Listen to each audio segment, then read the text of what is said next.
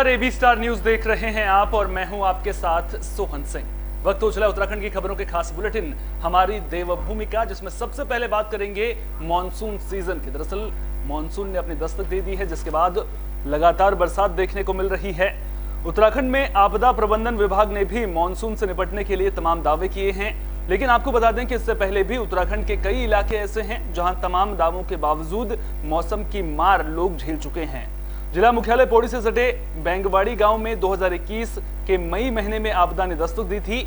आपदा के दौरान गांव को जोड़ने वाला पैदल मार्ग, पेयजल लाइन और ग्रामीणों के पशुओं के रहने का आवास भी आपदा से जमींदोज हो गया था।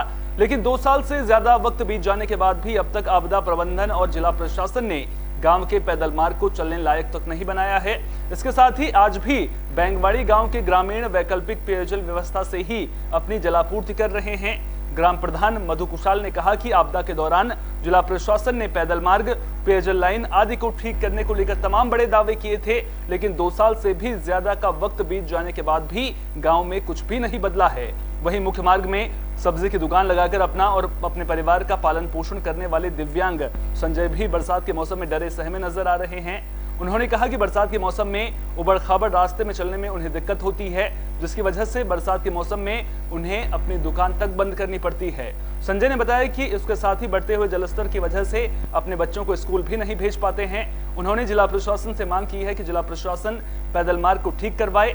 इसके साथ ही 2021 आपदा में आए भारी भरकम बोल्डर को भी हटाया जाए, जिससे सभी को आने जाने में आसानी हो सकेगी।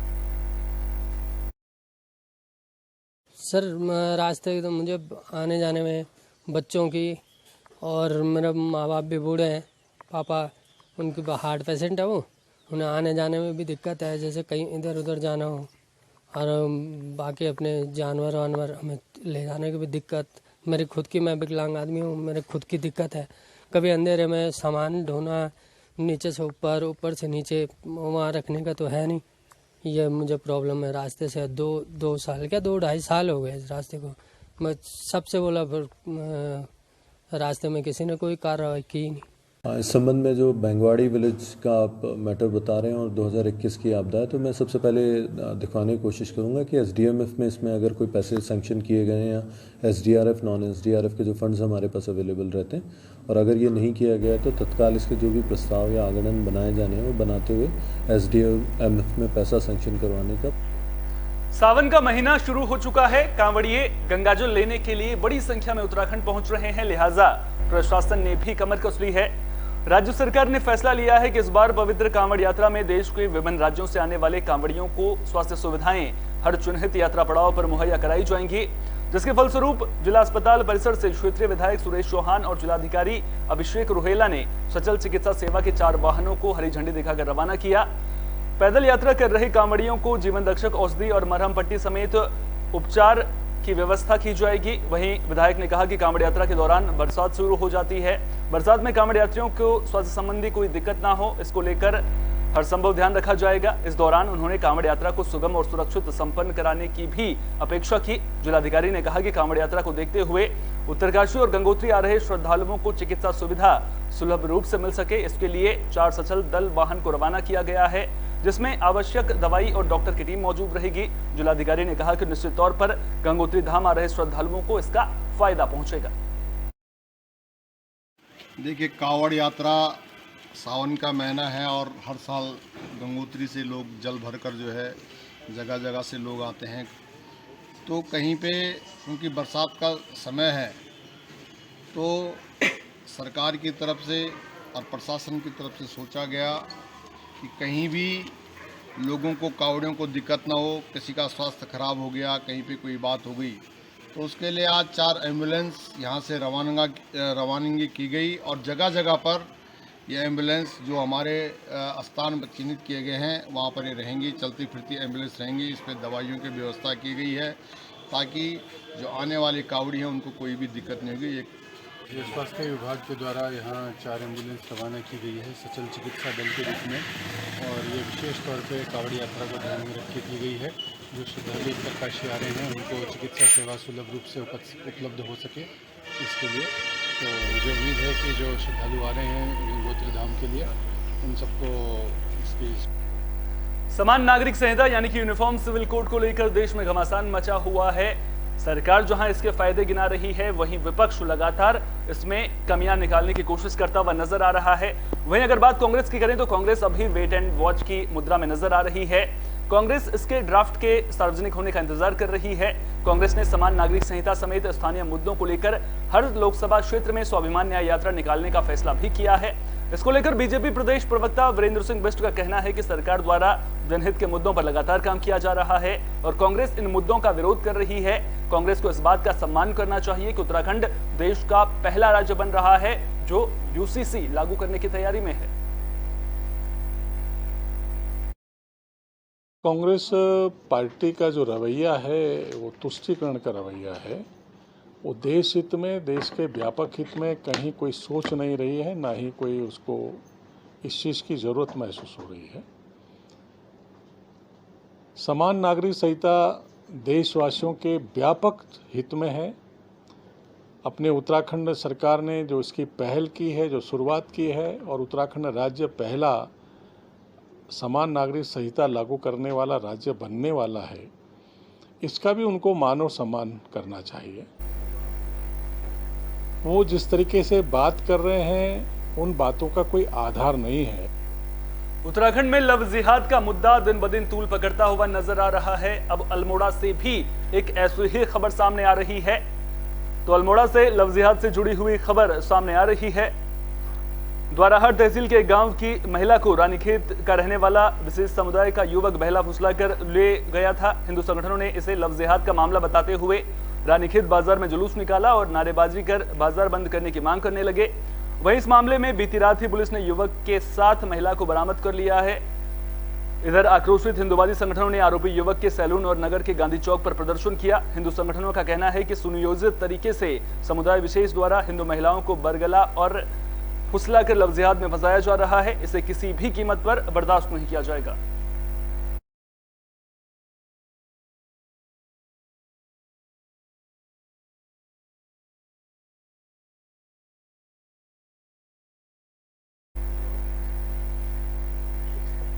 यति नरसिंहानंद अपने बयानों को लेकर के खूब चर्चाओं में रहते हैं। अब उनकी एक चिट्ठी इन दिनों चर्चाओं में बनी हुई है। गाजियाबाद स्थित शिवशक्ति धाम डासना के पीठाधीश्वर और महामंडलेश्वर यति नरसिंहानंद गिरी ने सर्वोच्च ईसाई धर्मगुरु पोप और व्लादिमीर पुतिन को अपने खून से चिट्ठी लिखी है।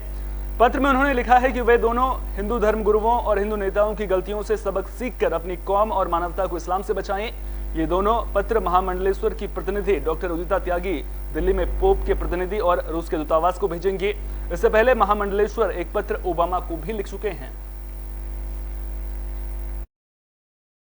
ईसाइयों के सर्वोच्च धर्मगुरु पोप को एक पत्र लिख रहे हैं और एक पत्र हम जो है रूस के राष्ट्रपति व्लादिमीर पुतिन जी को लिख रहे हैं। पोप को हम ये बताना चाहते हैं कि जो गलती हिंदुओं के धर्मगुरुओं ने की है, ईसाई के धर्मगुरु वो गलतियां ना करें। हम पिछले 1300 सालों से इस्लाम के जिहाद के सबसे बड़े शिकार हैं। मैं ईसाइयों के धर्मगुरुओं से अनुरोध करना चाहता हूं कि जो गलतियां हमारे लोगों ने की, हमारे धर्मगुरुओं ने की, हमारे नेताओं ने की, अब वो इन गलतियों को ना दोहराएं। जो भारत में हो रहा था अब यूरोप में भी होने लगा है, अमेरिका में भी होने लगा है और ऑस्ट्रेलिया, कनाडा, न्यूजीलैंड सब जगह। बुलेटिन में बात सैन्यधाम की भी कर लेते हैं। दरअसल देहरादून के गुनियाल गांव में सैन्यधाम का निर्माण किया जा रहा है। सैन्यधाम के अमर जवान ज्योति की आधारशिला chief of defence staff general Anil Chauhan ने रखी। इस दौरान उत्तराखंड के राज्यपाल लेफ्टिनेंट जनरल गुरमीत सिंह और सैनिक कल्याण मंत्री गणेश जोशी भी मौजूद रहे। देहरादून में 5वें धाम सैन्यधाम में 1734 शहीदों के आंगन की पवित्र माटी के साथ ही प्रदेश की 21 नदियों से लाए गए पवित्र जल को अमर जवान ज्योति के निर्माण में प्रतिस्थापित किया गया। इस दौरान राज्यपाल लेफ्टिनेंट जनरल गुरमीत सिंह ने कहा कि दिव्य, भव्य और शुद्ध विचार हो तो ईश्वर भी साथ देता है। सैन्यधाम न केवल यात्रा के लिहाज से महत्वपूर्ण होगा बल्कि आने वाली कई पीढ़ियों को प्रेरणा देता रहेगा। पहला मेरा आप सबको जय हिंद। अभी हम सब इकट्ठे हुए हैं सैन्यधाम में, इस शौर्य स्थल के अंदर में, और आज जो पूजा की गई है ये पूजा अपने आप में बिल्कुल अलग है। ये जो शुभारंभ किया गया है इसके अंदर में 1734 जो हमारे शहीद सैनिक हैं उनके आंगन की मिट्टी को लाया गया है। यहाँ पर चारों धाम से उस पवित्र भूमि से मिट्टी लाई गई है, हेमकुंड साहब से मिट्टी लाई गई है। आज मैं सबसे पहले तो मैं देश के प्रधानमंत्री नरेंद्र मोदी जी का आभार व्यक्त करता हूं, जिनकी प्रेरणा से ये काम आज यहाँ पर हो रहा है। जब मोदी जी यहाँ पर आए थे, उन्होंने कहा था कि बद्री, केदार, गंगोत्री, यमुनोत्री 4 धाम यहाँ पर हैं, 5वां धाम शनि धाम यहाँ पर होना चाहिए। उत्तराखंड वीरों की भूमि है, राष्ट्रभक्तों की भूमि है। देश की रक्षा करने वाला हर 5वां सैनिक हमारे उत्तराखंड से होता है। मसूरी रोड पर सौंदर्यीकरण और पुनर्निर्माण का काम चल रहा है। आपको बता दें कि माल रोड पर यह काम करीब 7 करोड़ की लागत से किया जा रहा है, लेकिन काम में हो रही देरी और कार्य की गुणवत्ता को लेकर लगातार लोग सवाल खड़े कर रहे हैं, जिसको लेकर पूर्व विधायक जोत सिंह गुनसोला ने मसूरी माल रोड के पुनर्निर्माण के तहत मसूरी के सभी चौक पर काबल स्टोन लगाए जाने को लेकर काम की गुणवत्ता पर सवाल खड़े किए हैं। उन्होंने कहा कि मसूरी में अभी एक बार तेज बारिश हुई है, जिससे मसूरी के ग्रीन चौक पर लगे काबल स्टोन उखड़ने लगे हैं। वहीं कई जगह पर पानी की निकासी न होने की वजह से सड़कों पर जलभराव देखने को मिल रहा है। माल रोड के पुनर्निर्माण को लेकर सड़क को 8 इंच नीचे की जानी चाहिए थी, जिससे कि लोगों की दुकानों पर पानी ना भरे, लेकिन कई जगह सड़क का पानी दुकानों पर जा रहा है और दुकानों पर रखा सामान भी खराब हो रहा है। पूर्व कांग्रेस विधायक जोत सिंह गुनसोला ने शासन प्रशासन से मांग की है कि मसूरी माल रोड के पुनर्निर्माण के काम के प्रोजेक्ट को लेकर डीपीआर को सार्वजनिक किया जाए। मैं बता नहीं सकता आपको। कल मेरी गाड़ी लगी गई एक सबकी 10,000 का मेरा नुकसान हो गया गाड़ी का। अब क्या कहूँ, किससे कहूँ जाकर मैं? पर क्या परेशानी तो बहुत परेशानी मैं बता नहीं सकता। आप खुद चेक कर लीजिए रोड का क्या हाल है, इतना बुरा हाल है। अब गाड़ी चेक करिए, गाड़ी आ रही है, बड़ा बुरा हाल है इस रोड का। किसी भी काम को करने के लिए गवर्नमेंट एजेंसी एक एस्टीमेट तैयार करती है। वो एस्टीमेट में पूरा डीपीआर डिटेल रिपोर्ट्स आती है कि किस चीज़ को बनना है, उसका कितना लेंथ है, कितना उसका प्राइस है, कितना वेट है, किस तरह से इसको बनना है। तो ये डिटेल रिपोर्ट हर प्रोजेक्ट की आती है, वो सैंक्शन होती है और उसको सार्वजनिक करना इसलिए भी ज़रूरी है कि यहाँ की जनता को ये पता चले कि ये काम फलां विधायक जी ने कराया, इसमें ये चीज़ हुई, पार्षद ने कराया, ये चीज़ हुई, चेयरमैन ने कराया। तो ये जनता के सामने डिटेल। विनय शंकर पांडे गढ़वाल के नए कमिश्नर बन गए हैं। उन्होंने अपना पदभार भी ग्रहण कर लिया है। बता दें कि वो मौजूदा वक्त में प्रदेश के मुख्यमंत्री के सचिव भी हैं। पदभार ग्रहण करने के बाद उन्होंने मीडिया से बातचीत करते हुए कहा कि उनकी पहली प्राथमिकता प्रदेश में चल रही 4 धाम यात्रा और कांवड़ यात्रा है। उन्होंने कहा कि इसके साथ बरसात का मौसम चल रहा है, तो कोई भी राजमार्ग बंद ना हो, ये मुख्य प्राथमिकता रहेगी। उन्होंने आगे बताया कि ऐसे मौसम में कहीं पर किसी को राशन और स्वास्थ्य संबंधी समस्या ना हो, इसको लेकर के अगर इस तरह की दिक्कतें सामने आती हैं तो उसका निदान करना भी प्राथमिकता के तहत तय किया जाएगा। निश्चित रूप से वो हमारी बहुत प्राथमिकताओं में से है कि पौड़ी में नियमित रूप से हमारा दिन निश्चित होगा और मैं कम से कम 1 हफ्ते 10 दिन में पौड़ी में जरूर बैठूंगा, ताकि वहां के लोगों को यहां आने की आवश्यकता ना हो। तो इसका मैं विशेष ध्यान रखूंगा। सर, आपने कांवड़ निश्चित रूप से वो विकासनगर से हादसे की खबर सामने आ रही है। दरअसल लोहारी डैम के पास एक ट्रक खाई में गिर गया। हादसे में ट्रक चालक की मौत हो गई है। तो बाडवाला जोड़ो लोहारी मोटर मार्ग पर लोहारी डैम के पास एक ट्रक बेकाबू होकर गहरी खाई में गिर गया था। हादसे में ट्रक चालक की मौके पर ही मौत हो गई।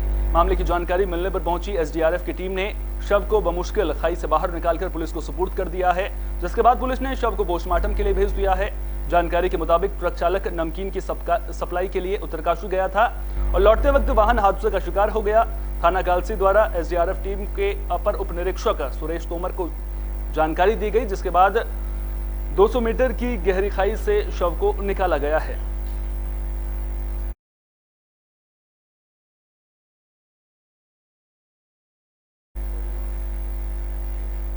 बुलेटिन के आखिर में बात काशीपुर की भी कर लेते हैं, जहां लगातार खेलों को बढ़ावा दिया जा रहा है।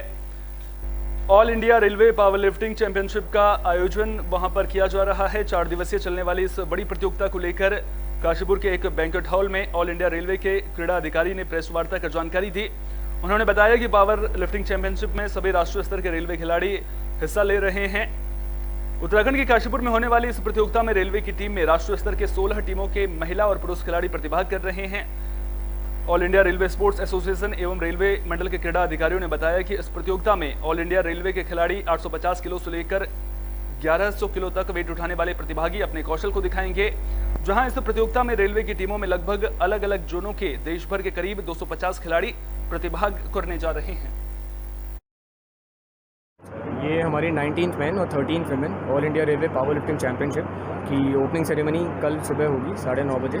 इसमें हमारी मंडल रेल प्रबंधक महोदया श्रीमती रेखा यादव जी इसकी मुख्य अतिथि होंगी। साथ में हमारे स्टेट एडमिनिस्ट्रेशन से हमारे एसपी साहब ये लोग रहेंगे, हमारे विशिष्ट अतिथि रहेंगे।